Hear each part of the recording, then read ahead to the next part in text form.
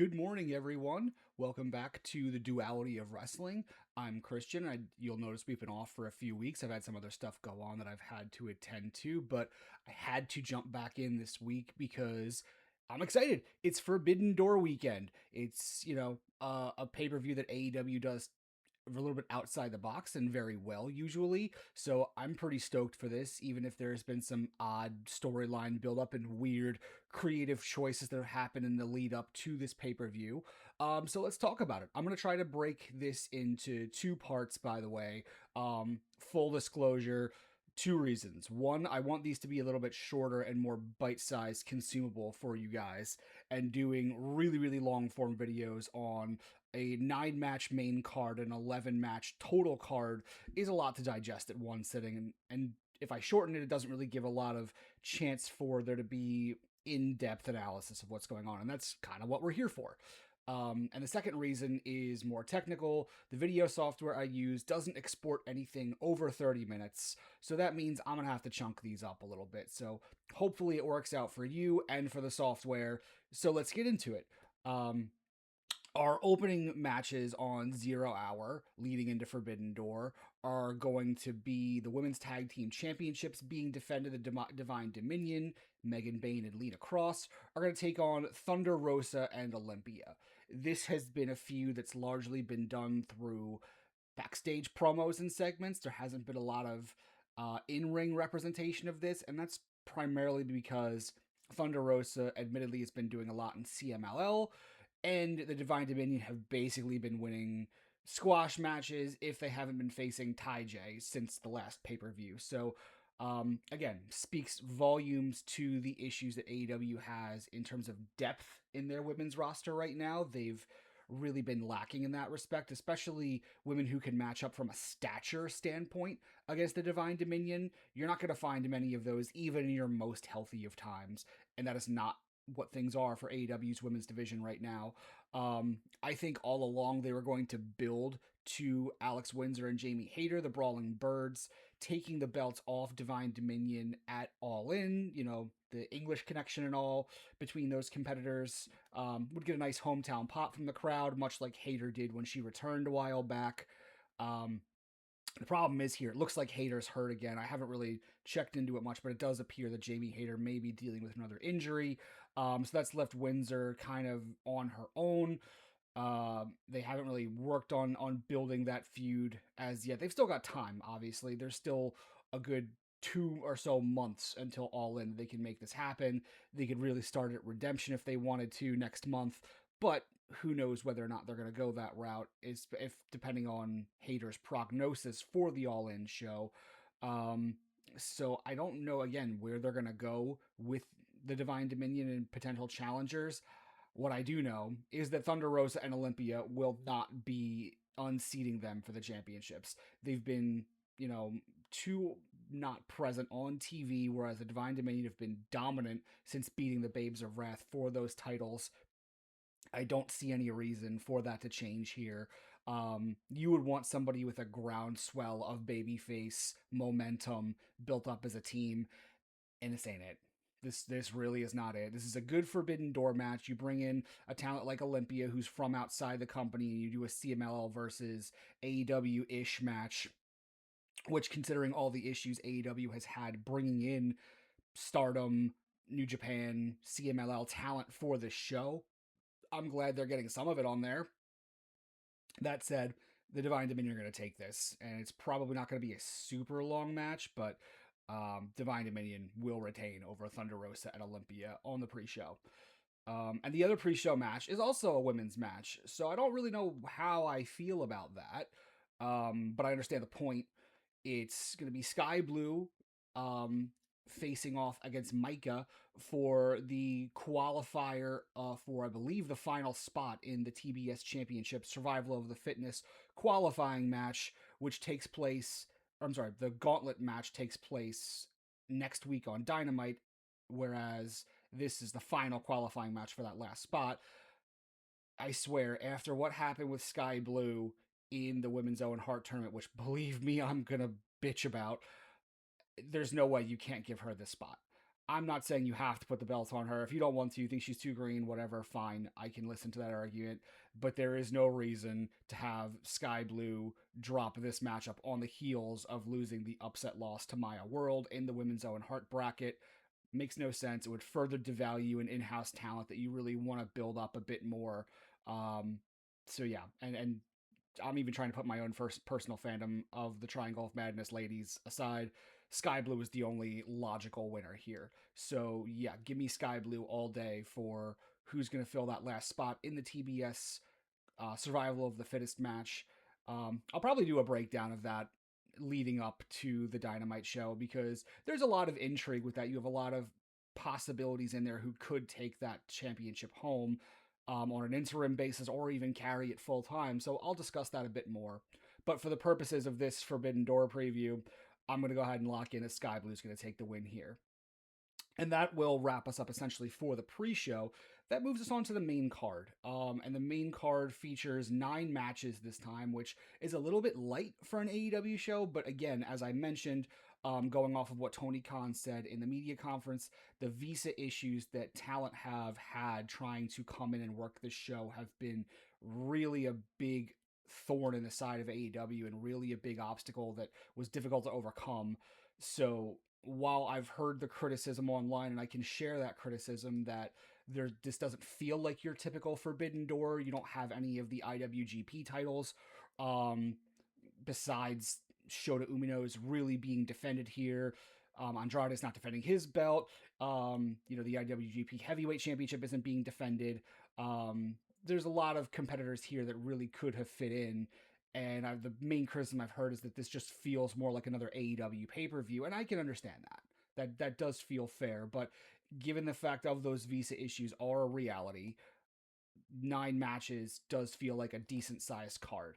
So speaking of AEW and AEW matches, we'll open with the AEW World Tag Team Championships, where Cope and Cage, or Cage and Cope, they go back and forth on whether or not they're acknowledging that being the order, are facing the Dogs. And this has been a feud that's been built up since the Dynamite in Philadelphia after the previous pay-per-view, where after Double or Nothing, the Dogs laid out Cope and Cage during their segment where they were going to unveil a 5-second pose, do a nice little throwback to the WWE days. The Dogs have really stepped up their feud. They've really carried it. There haven't been a lot, up until recently, of Cope and Cage on screen recently to help with this, at least for the most part. The Dogs did a lot of carrying it after taking them out. So it was... I've made no secret that I am not a big The Dogs guy. I like Clark Connors a lot. I'm not as in on Gabe Kidd. He's injured, so we don't have to focus on that quite as much. David Finlay, I haven't seen enough of to know my real feelings on it. His promo work on this feud has been pretty good, better than Connors, but Connors to me is the best in-ring guy of everybody the Dogs have. And I will say the Dogs did a decent job of building themselves up to feel like they can be legitimate contenders.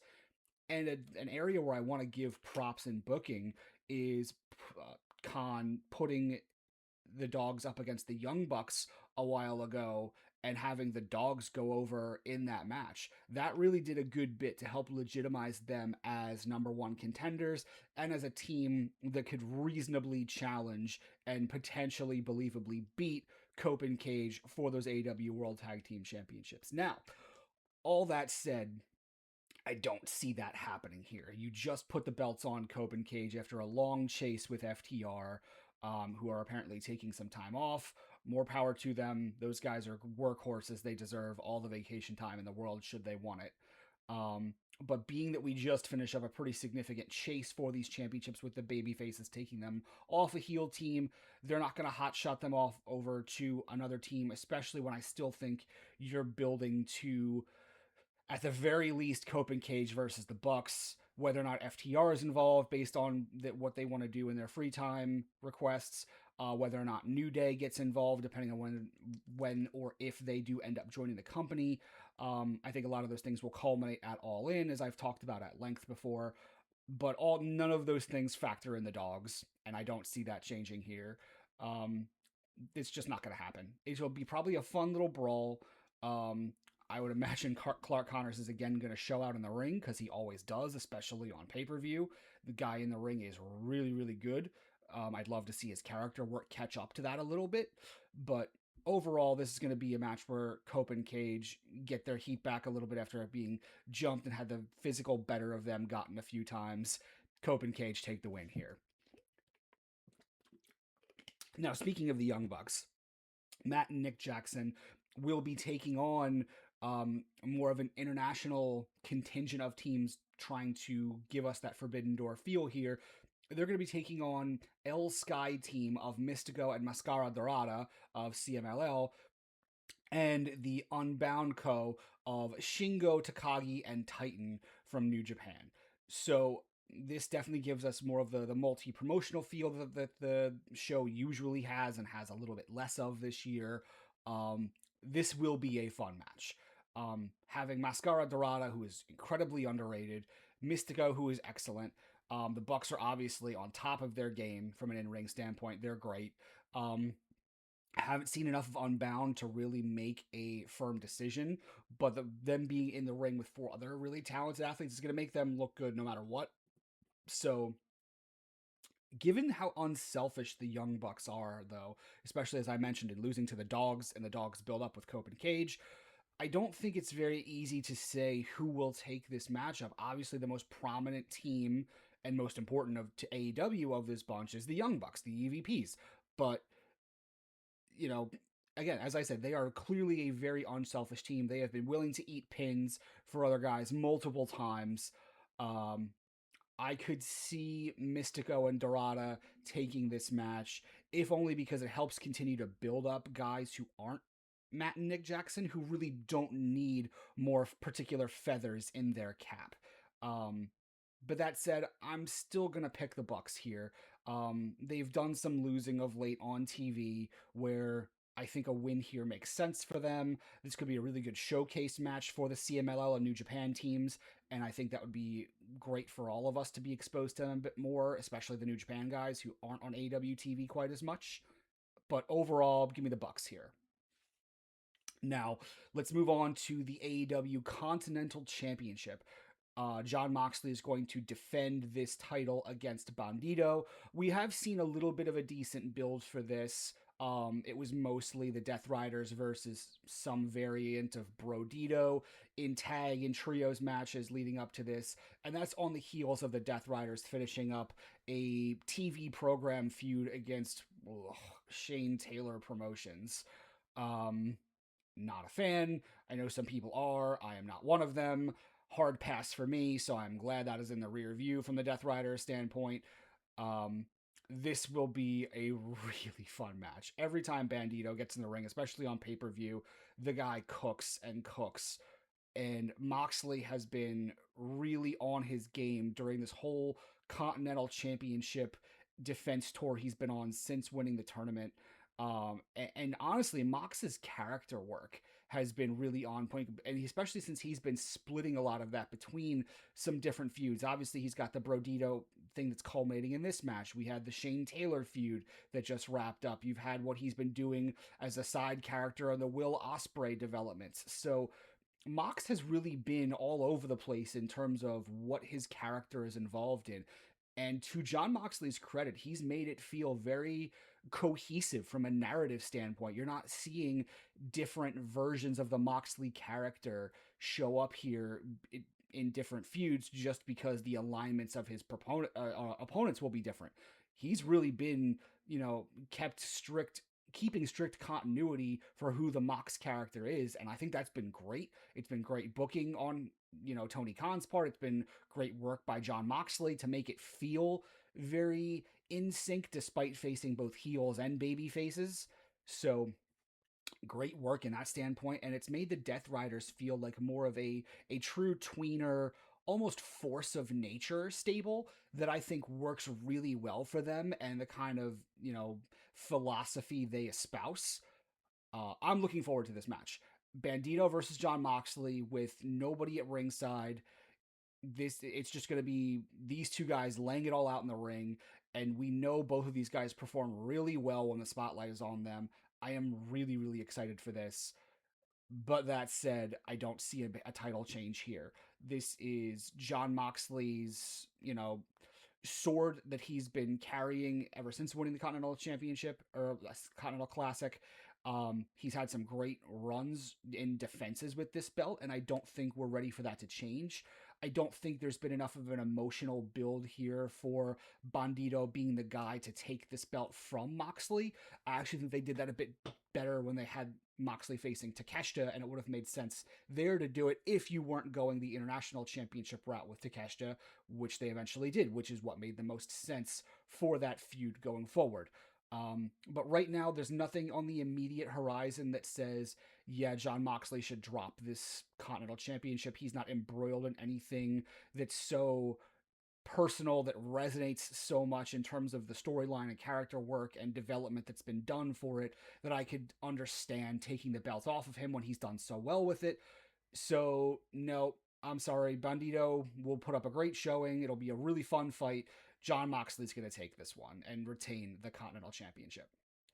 Finally, if at least for this part, I'm going to stop with this next coming match, which is Shota Umino defending his IWGP Global Heavyweight Championship against Pac. And uh, I am stoked anytime I get Pac on my television. I'm a big Pac guy.